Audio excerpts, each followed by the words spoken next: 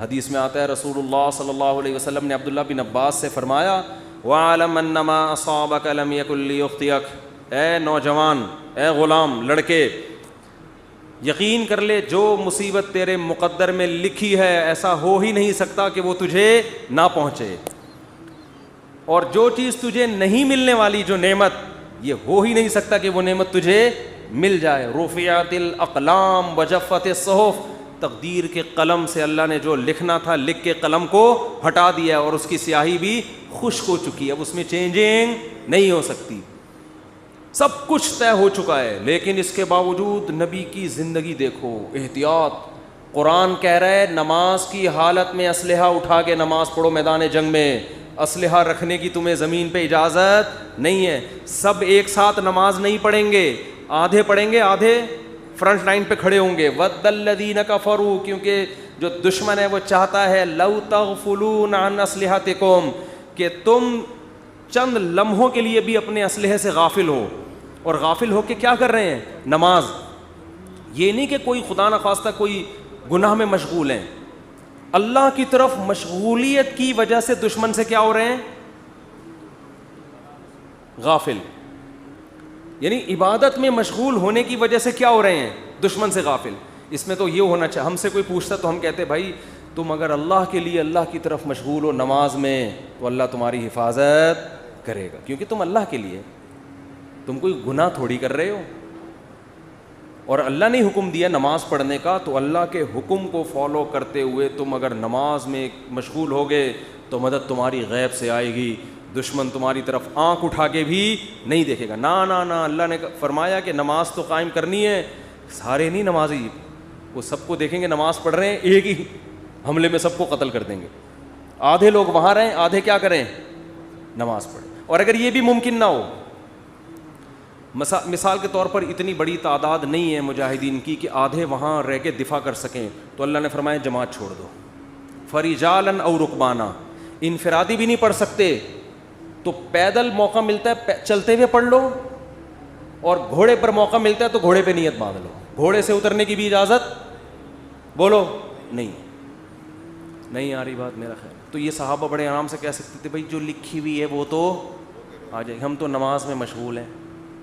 ہمارے حضرت کے ہاں پہرا ہوتا تھا نماز کے دوران، جب حضرت نماز پڑھاتے تھے ممبر پہ گارڈ آ کے کھڑا ہوتا تھا، ایسے ریپیٹر لے کے یوں دیکھ رہا ہوتا تھا۔ بہت سے لوگوں نے حضرت کو لکھا یہ کون سا اسلام ہے؟ نماز میں ہم اللہ کی طرف مشغول ہیں، اور محراب پہ ممبر پہ کون کھڑا ہوا ہے؟ گارڈ کھڑا ہوا ہے نماز کے دوران۔ یہ کیا ہے؟ میں نے فرمایا کہ نماز کے دوران نہیں بم پھٹ سکتا کیا؟ نماز کے دوران کوئی نماز توڑ کے نمازیوں پہ فائرنگ نہیں کر سکتا۔ یہ کون سی کتاب؟ یہ تو کسی کتاب میں نہیں لکھا کہ جی اللہ نے کہا ہے کہ جب تم نماز پڑھو گے تو نہ بم پھٹے گا، نہ کوئی دہشت گرد اندر داخل ہو سکتا ہے، اور تم سب سجدے میں ہوگے تو فرشتے تمہاری حفاظت میں لگے۔ نہ قرآن میں بھی نہیں لکھا، نہ حدیث کسی کتاب میں نہیں لکھا۔ یہ بہت سے مسجدوں میں بم دھماکے نماز کے دوران ہوئے ہیں۔ اچھا کچھ ویڈیوز میں نے دیکھی یوٹیوب پہ، اس میں بتایا کہ امام کا تقویٰ دیکھیں، زلزلہ آیا امام صاحب کھڑے ہوئے ہیں نا، کام پی رہے ہیں کھڑے ہوئے، زلزلہ آ رہا ہے امام صاحب کیا کر رہے ہیں؟ ایک ایک کر کے مقتدی کھسک رہا ہے، لیکن امام صاحب زندہ باد۔ یہ حماقت ہے پرلے درجے کی۔ نبی نے فرمایا نماز میں اگر سانپ دیکھو تو یہ نہیں فرمایا کہ خشوع و خضوع میں مشغول رہو، سانپ تمہارا کچھ بھی نہیں بگاڑے گا۔ صحیح بخاری مسلم کی غالباً حدیث ہے، آپ نے فرمایا اس کو مارو، قتل کرو سانپ کو۔ نماز توڑ دیں آپ جا کے، اس کو قتل کریں، بھائی کسی کو مار دے گا، نماز پڑھ لینا آرام سے، ورنہ نماز جنازہ ہوگی تھوڑی دیر میں، پھر 15-20 آدمیوں کی۔ اللاجیکل باتیں آج بہت سے مذہبی لوگوں کا حصہ بن چکی ہیں، ان کی سوچ کا۔ اللاجیکل بات جب کریں گے، بات ایسی کریں گے، آدمی کہے گا تو چپ رہتا تو زیادہ اچھا۔ اللاجیکل بات، اور اس کو سمجھتے ہیں بزرگی اور کمال، اسی وجہ سے مار بھی کھا رہے ہیں لوگ۔ بہت سے دینداروں سے نفرت کرنے لگے ہیں کہ یار ان کی باتیں کھوپڑی میں آنے والی نہیں ہیں، یہ پتہ نہیں کون سے زمانے کی باتیں کر رہے ہیں، یہ بس نہیں چلا جا سکتا دین پہ بھائی۔ یہ تو میں یہ عرض کر رہا تھا، ادھر قرآن نے حکم دیا کہ نماز کے دوران بھی، کیونکہ ایسا نہ بلا وجہ کلاشن کوفیں لے کے مسجدوں میں آ جائیں جہاں خطرہ ہو، میدان جنگ میں تو خطرہ ہوتا ہے نا. تو قرآن کیا کہہ رہا ہے, نماز میں بھی آپ نے اسلحہ اٹھا کے نماز پڑھنی. اور آدھے لوگ ادھر ہوں گے, یہ بھی نہ ہو فرجالن او رکبانا, تو پیدل یا سوار ہو کے نماز پڑھو. جماعت سے نماز ایسے موقع پہ کیا ہے, معاف ہے. کیونکہ اصل مسئلہ کیا ہے, وہاں کا مسئلہ ہے, پہلے اس کو نمٹاؤ.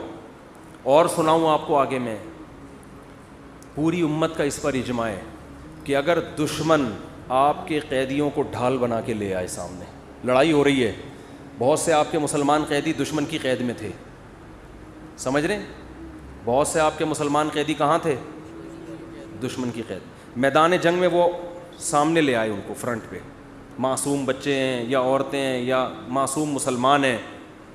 اب آپ اگر فائر کریں گے تو کس کو لگے گا, مسلمان. آپ اگر تیر چلائیں گے تو ہو سکتا ہے کوئی معصوم بچے کو. میدان جنگ میں انہوں نے ڈھال بنا دیا, آپ کے لیے جائز ہے فائر کرنا ایسے موقع. وجہ اس کی یہ کہ اگر اس بیس پہ آپ رک گئے تو وہ غالب آ جائے گا, وہ تو آپ کو قیدی بنا کے لے جائے گا, وہ تو آپ کو اس سے زیادہ قتل کرے گا. اب مجبور ہیں, آپ نے نیت کرنی ہے دشمن کو مارنے کی, لیکن چونکہ لاجک کیا کہتی ہے, لاجک یہی کہتی ہے بھائی آپ کے علاوہ اب آپ کے پاس اس کے علاوہ کوئی آپشن نہیں ہے, کیونکہ وہ ہمیشہ پھر یہ کریں گے. تو اس لیے ایسے موقع پہ جنگ میں اگر آپ کے اپنے جو ڈھال بنائی ہوئی انہوں نے ان بندوں پہ گولیاں لگ رہی ہیں, تو تمام فقہا کا اس پر اجماع ہے کہ میدان جنگ میں آپ کو اجازت ہے اپنے آدمی قتل کرنے کی. نیت اپنے آدمیوں کی نہ ہو, نیت کس کی ہو, ان کی ہو. یہ مجبوری ہے, اس کے بغیر ہو نہیں سکتا. آج کوئی مذہبی آدمی اس طرح کی بات کرے, لوگ کہیں گے کیا کہہ رہا ہے, اپنے لوگوں کو قتل کرنے کی باتیں کر. عام حالات میں نہیں ہے, جب ڈھال بنا کے لائیں تو ہم نیت اس کی کریں گے دشمن کی, کہ بھائی اب مجبوری ہے, اگر مارا جا رہا ہے تو کیا کریں, ورنہ تو وہ ایسے موقع پہ کسی نے یہ نہیں لکھا کہ ہم مسلح بچھا کے بس اب تو ہمارے پاس دعا کے علاوہ کوئی آپشن نہیں. ہم کہیں گے اللہ یہ معصوم مسلمان ہمارے سامنے لے آئے, اے اللہ بس معاف کر دے, اے اللہ کیا کر, ہم تو مجبور ہیں. اب تو اللہ کہے گا بھائی زمین میں جب تک ہو تو جو اسباب اختیار کرے گا مدد اس کے ساتھ ہوگی. سمجھ رہے ہو, مدد کس کے ساتھ ہوگی, جو گراؤنڈ ریئلٹی کو دیکھے گا. جنگ میں ایسا ہوتا ہے, چالیں چلی جاتی ہیں جنگ میں, مختلف حربے استعمال کیے جاتے ہیں. تو میں یہ عرض کر رہا تھا, یہ جو تقدیر کا عقیدہ ہے اس کا صحیح مطلب کیا ہے, اس کو سمجھیں. صحیح مطلب یہ ہے, کام کرنے سے پہلے آپ نے کامیابی کے تمام ذرائع, تمام وسائل, تمام اسباب بھرپور طریقے سے استعمال کرنے ہیں. سمجھ میں نہیں آ رہی بات؟ مثال کے طور پر آپ چاہتے ہو میں 90 سال تک زندہ رہوں, ہر آدمی چاہتا ہے, نہیں چاہتے تو بتا دیں, ہاتھ کھڑا کریں.